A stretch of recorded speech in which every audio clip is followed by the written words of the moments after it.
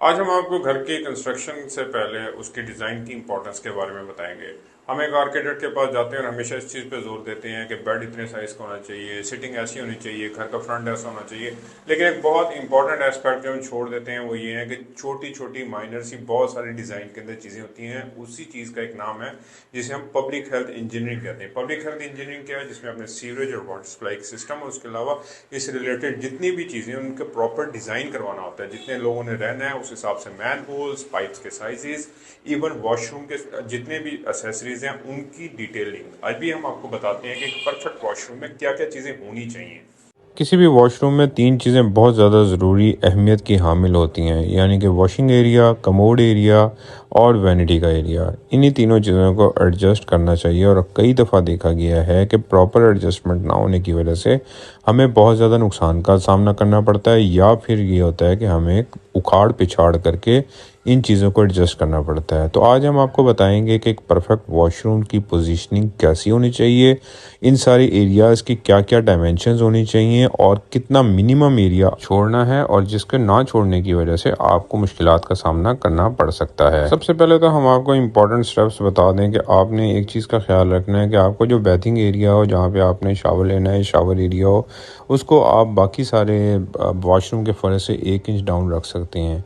उसका ये फ़ायदा होगा कि पानी आपका बाकी सारे वॉशरूम को ख़राब नहीं करेगा। उसके अलावा कोशिश करें कि सेपरेट पार्टीशन दे दें, ताकि नहाते हुए स्टीम की वजह से आपका बाकी वॉशरूम, और ख़ास तौर पे अगर आपने वॉशरूम में ही ड्रेसिंग एरिया दिया हुआ है, तो उसकी कबर्ड्स ख़राब ना हों। दोस्तों, एक बहुत ज़रूरी बात का आपने ख्याल रखना है कि वॉशरूम्स में कोशिश करें कि आप फॉल सीलिंग कम से कम करवाएं, और अगर आपने फॉल सीलिंग करवानी है तो किसी मजबूत मटेरियल यानी वुड की या एक्रेलिक की या सिर्फ मोटिव वर्क करवाएं। अदरवाइज़ अगर आप पीओपी की या जिप्सम बोर्ड की फॉल सीलिंग वॉशरूम में करवाएंगे तो उसके ख़राब होने के चांसेस बहुत ज़्यादा हैं। एक बहुत ज़रूरी बात जो कि डिज़ाइनर्स या आर्किटेक्ट्स डिज़ाइन करते हुए ख्याल नहीं रखते, वो ये आपने करना है कि आपने कमोड को पहले ही देख लेना है कि वो किबला रुख ना हो।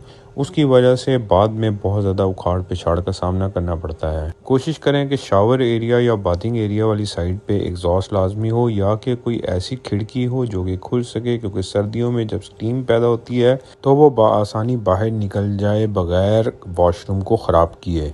इसी तरह से वॉशरूम में लाइट्स और स्विच बोर्ड्स की प्लेसमेंट भी बहुत एहतियात से करनी चाहिए, और इस चीज़ का ख्याल रखना चाहिए कि कंसील्ड लाइट्स आप ज़्यादा से ज़्यादा यूज़ करें, और उसके अलावा आप स्विच बोर्ड्स कम से कम रखें, ताकि स्टीम के ज़रिए शॉर्ट सर्किटिंग का ख़तरा कम से कम रहे। वॉशरूम में टाइल्स लगाते वक्त इस चीज़ का ख्याल रखें कि आप मैट फिनिश टाइल्स ख़ास तौर पे फ्लोर पे यूज़ करें। अगर आप पॉलिश टाइल्स यूज़ करेंगे तो उसकी वजह से स्लिप होने के बहुत ज़्यादा चांसेस बढ़ जाती हैं। अब हम आपको साइज़ेस के बारे में बताते हैं कि जो हमने आपको शुरू में कहा था कि परफेक्ट वॉशरूम में एसेसरीज़ के साइज़ेस कौन कौन से होने चाहिए। तो सबसे पहले हम बात करेंगे वॉशिंग एरिया की, यानी बाथिंग एरिया की, या शावर एरिया की। तो शावर एरिया, या अगर आपने क्यूबिकल लगाना है शावर का, तो उसका साइज़ आपने एटलीस्ट 32 इंच बाय 32 इंच रखना है। और शावर एरिया की अगर आपने सिर्फ पूरा शावर एरिया बना रहे हैं तो उसकी आपने जो विड्थ है, जो चौड़ाई है, वो 3 फीट कम से कम होनी चाहिए। इसी तरह से वैनिटी के सामने कम से कम 2 फीट का फासला होना चाहिए। रेकमेंडेड यही है कि आप एटलीस्ट 30 इंचज़ यानी 2.5 फीट उसके सामने जगह लाजमी छोड़ें, जिसके ऊपर जिस पे बआसानी एक इंसान खड़ा होकर हाथ वगैरह धो सके और वज़ू कर सके।